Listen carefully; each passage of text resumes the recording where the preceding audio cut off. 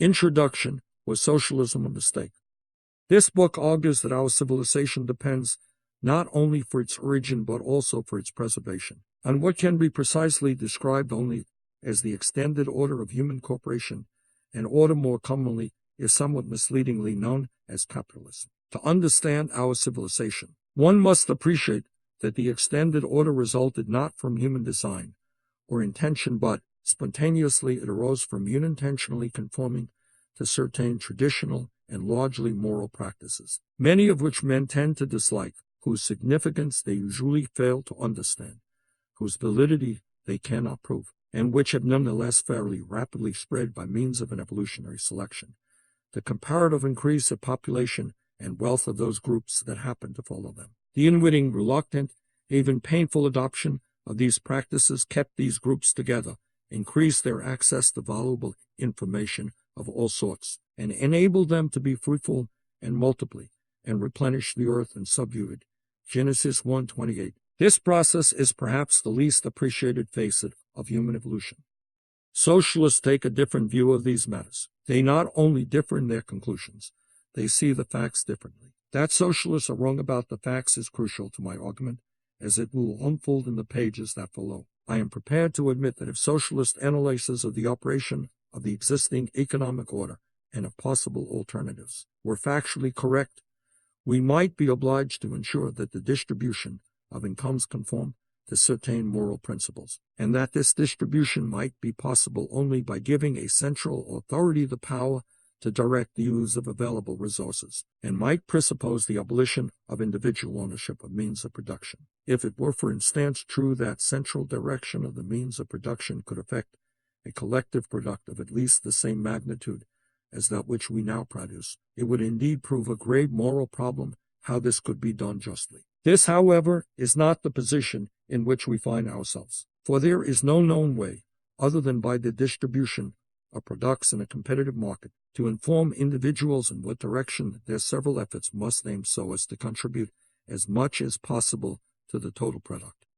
The main point of my argument is then that the conflict between, on one hand, advocates of the spontaneous extended human order created by a competitive market, and on the other hand, those who demand a deliberate arrangement of human interaction by central authority based on collective common over available resources is due to a factual error by the latter about how knowledge of these resources is and can be generated and utilized. As a question of fact, this conflict must be settled by scientific study. Such study shows that, by following the spontaneously generated moral traditions underlying the competitive market order, traditions which do not satisfy the canons or norms of rationality embraced by most socialists, we generate and garner greater knowledge and wealth than could ever be obtained or utilized in a centrally directed economy whose adherents claim to proceed strictly in accordance with reason. The socialist aims and programs are factually impossible to achieve or execute, and they also happen into the bargain, as it were, to be logically impossible. This is why, contrary to what is often maintained, these matters are not merely ones of differing interest or value judgments. Indeed, the question of how men came to adopt certain values or norms and what effect these had on the evolution of their civilization is itself above all a factual one that lies at the heart of the present book and whose answer is sketched in its first 3 chapters. The demands of socialism are not moral conclusions derived from the traditions that formed the extended order that made civilization possible. Rather, they endeavor to overthrow these traditions by a rationally designed moral system whose appeal depends on the instinctual appeal of its premise consequences. They assume that since people have been able to generate some system of rules coordinating their efforts, they must also be able to design an even better and more gratifying system. But if human can owe its very existence to one particular rule-guided form of conduct of proven effectiveness, it simply does not have the option of choosing another merely for the sake of the apparent pleasantness of its immediately visible effects. The dispute between the market order and socialism is no less than a matter of survival. To follow socialist morality would destroy much of present humankind and impoverish much of the rest. All of this raises an important point about which I wish to be explicit from the outset. Although I attack the presumption of reason on the part of socialists, my argument is in no way directed against reason properly used. By reason properly used, I mean reason that recognizes its own limitations and itself taught by reason faces the implications of the astonishing fact, revealed by economics and biology, that order generated without design can far outstrip plans men consciously contrive. How, after all, could I be attacking reason in a book arguing that socialism is factually and even logically untenable? Nor do I dispute that reason may, although with caution and in humility, and in a piecemeal way, be directed to the examination, criticism, and rejection of traditional institutions and moral principles. This book, like some of my earlier studies, is directed against the traditional norms of reason that guide socialism, norms that I believe embody a naive and critical theory of rationality, an obsolete and unscientific methodology that I have elsewhere called constructivist rationalism. Thus I wish neither to deny reason the power to improve norms and institutions, nor even to insist that it is incapable of recasting the whole of our moral system in the direction now commonly conceived as social justice. We can do so, however, only by probing every part of a system of morals. If such a morality pretends to be able to do something that it cannot possibly do, to fulfill a knowledge-generating and organizational function that is impossible under its own rules and norms, then this impossibility itself provides a decisive rational criticism of that moral system. It is important to confront these consequences, for the notion that, in the last resort, the whole debate is a matter of valid judgments and not of facts has prevented professional students of the market order from stressing forcibly enough that socialism cannot possibly do what it promises. Nor should my argument suggest that I do not share some values widely held by socialists. But I do not believe, as I shall argue later, that the widely held conception of social justice either describes a possible state of affairs or is even meaningful. Neither do I believe, as some proponents of hedonistic ethics recommend, that we can make moral decisions simply by considering the greatest foreseeable gratification. The starting point for my endeavor might well be David Hume's insight that the rules of morality are not conclusions of our reason. This insight will play a central role in this volume since it frames the basic question it tries to answer, which is how does our morality emerge, and what implications may its mode of coming into being have for our economic and political life.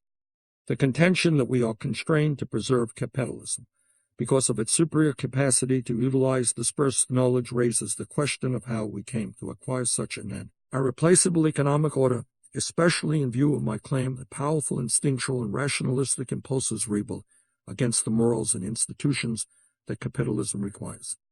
The answer to this question, sketched in the first 3 chapters, is built upon the old insight, well known to economics, that our values and institutions are determined not simply by preceding causes but as part of a process of unconscious self-organization of a structure or pattern. This is true not only of economics, but in a wide area, and is well known today in the biological sciences. This insight was only the first of a growing family of theories that account for the formation of complex structures in terms of processes, transcending our capacity to observe all the several circumstances operating in the determination of their particular manifestations. When I began my work, I felt that I was nearly alone in working on the evolutionary formation of such highly complex self-maintaining orders. Meanwhile, researchers on this kind of problem, under various names such as autopoiesis, cybernetics, homeostasis, spontaneous order, self-organization, synergetic systems theory, and so on, have become so numerous that I have been able to study closely no more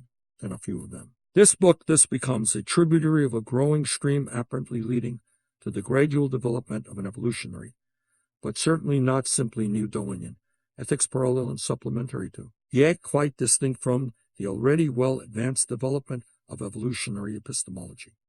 Though the book raises in this way some difficult scientific and philosophical questions, its chief task remains to demonstrate that one of the most influential political movements of our time, socialism, is based on demonstrably false premises, and despite being inspired by good intentions and led by some of the most intelligent representatives of our time, endangers the standard of living and the life itself of a large proportion of our existing population. This is argued in the 4th through 6th chapters, wherein I examine and refute the socialist challenge to the account of the development and maintenance of our civilization that I offer in the first 3 chapters. In the 7th chapter, I turn to our language to show how it has been debased under socialist influence and how careful we must be to keep ourselves from being seduced by it into socialist ways of thinking. In the 8th chapter, I consider an objection that might be raised not only by socialists but by others as well, namely, that the population explosion undercuts my argument. Finally, in the 9th chapter, I present briefly a few remarks about the role of religion in the development of our moral traditions. Since evolutionary theory plays so essential a part in this volume, I should note that one of the promising developments of recent years leading to a better understanding of the growth and function of knowledge, and of complex and spontaneous orders of various kinds, has been the development of an evolutionary epistemology, a theory of knowledge that understands reason and its products as evolutionary developments. In this volume, I turn to a set of related problems that, although of great importance, remain largely neglected. That is, I suggest that we need not only an evolutionary epistemology, but also an evolutionary account of moral traditions, and one of a character rather different than hitherto available. Of course, the traditional rules of human intercourse, after language, law, markets, and money, were the fields in which evolutionary thinking originated. Ethics is the last fortress in which human pride must now bow in recognition of its origins. Such an evolutionary theory of morality is indeed emerging, and its essential insight is that our morals are neither instinctual nor a creation of reason, but constitute a separate tradition between instinct and reason, as the title of the 1st chapter indicates, a tradition of staggering importance in enabling us to adapt to problems and circumstances for exceeding our rational capacities. Our moral traditions, like many other aspects of our culture, develop concurrently with our reason, not as its product. Surprising and paradoxical as it may seem to some to say this, these moral traditions outstrip the capacities of reason.